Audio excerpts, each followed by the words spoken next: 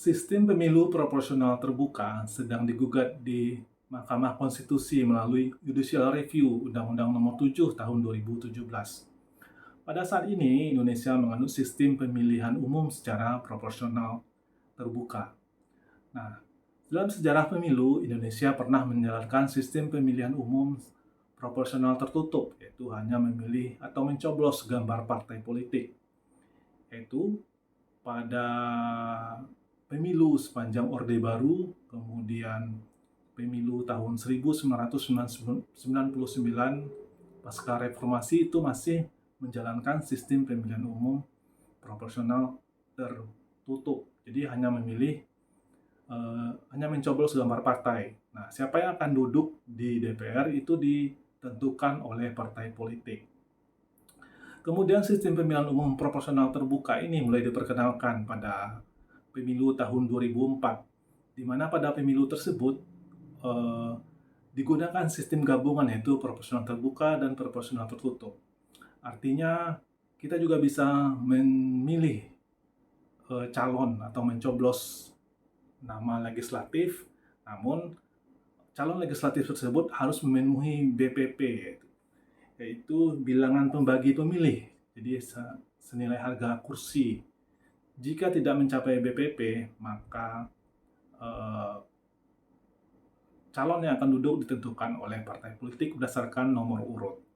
Nah, sejak tahun 2009, 2014, dan 2019 telah menggunakan sistem pemilihan umum secara terbuka. Jadi, pemilih bisa langsung memilih calon legislatif yang diinginkan untuk duduk di parlemen.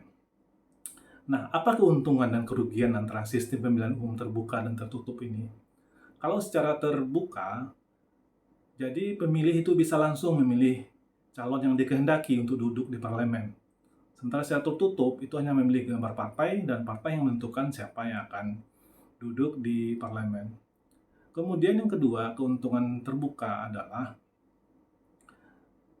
pemilih bisa lebih mengenal siapa yang akan mewakilinya di parlemen. Dan keterikatan antara pemilih dan calon yang dipilih itu cukup dekat dan memiliki emotional bonding.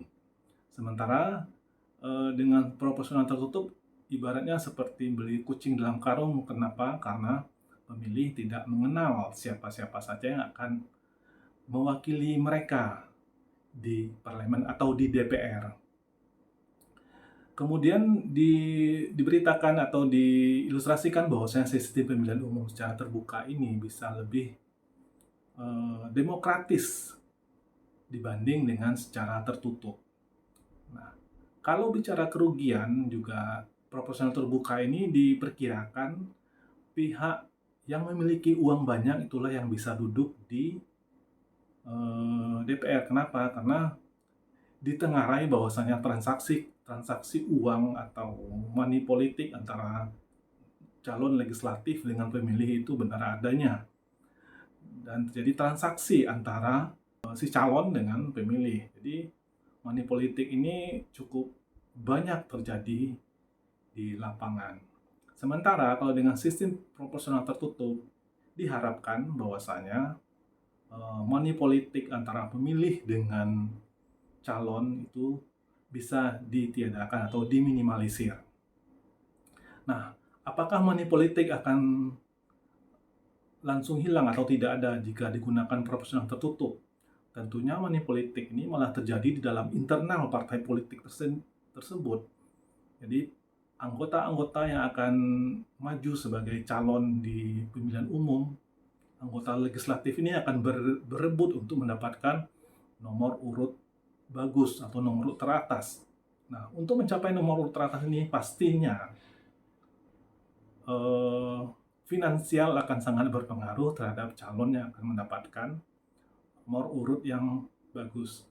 Selain dari senioritas, kedekatan dengan elit, dan lain-lain.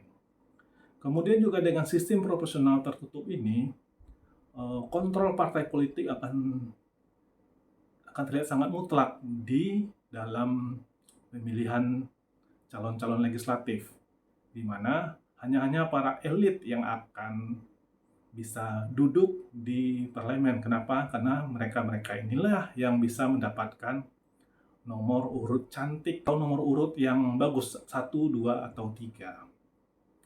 Bagi calon-calon baru yang ingin bergabung sebagai kontestan di pemilihan calon legislatif ini tentunya akan sulit untuk mendapatkan nomor urut yang bagus tersebut. Artinya akan ada urut kacang atau menunggu giliran agar bisa mencapai nomor urut yang bagus tersebut. Atau misalnya dengan memberikan sejumlah uang yang bagus terhadap partai politik sehingga mereka mendapatkan nomor urut yang cantik. Atau nomor urut 1. Nah, hal ini yang dikhawatirkan akan terjadi jika pemilihan umum dilakukan secara tertutup.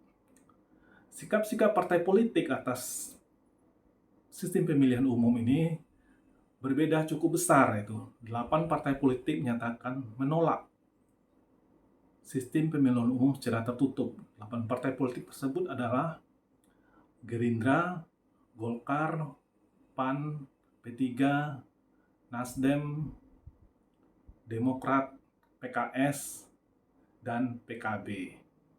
Nah, hanya satu partai politik yang mendukung sistem pemilihan umum secara tertutup, yaitu PDI Perjuangan.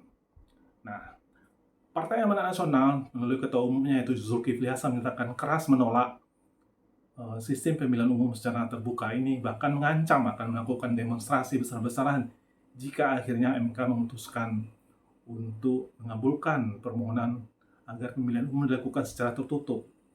Bahkan Presiden Susilo Bambang Yudhoyono atau SBY bahkan turun tangan menyatakan apa kegentingan atau urgensi atas dirubahnya sistem pemilu ini dari terbuka menjadi tertutup. Nah, mari kita tunggu bagaimana sikap dari hakim-hakim di Mahkamah Konstitusi yang memutuskan apakah pemilu di Indonesia akan dilakukan secara terbuka atau tertutup.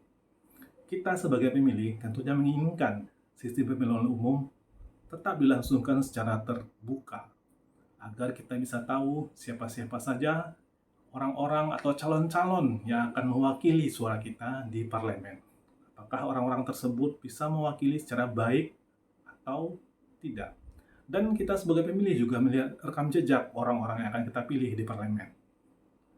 Mari tetap kita simak, mari kita ikuti perkembangan pemilu. Mudah-mudahan MK tetap memutuskan sistem pemilihan umum tetap secara terbuka, agar demokrasi di Indonesia tetap bisa berjalan dengan baik dan damai.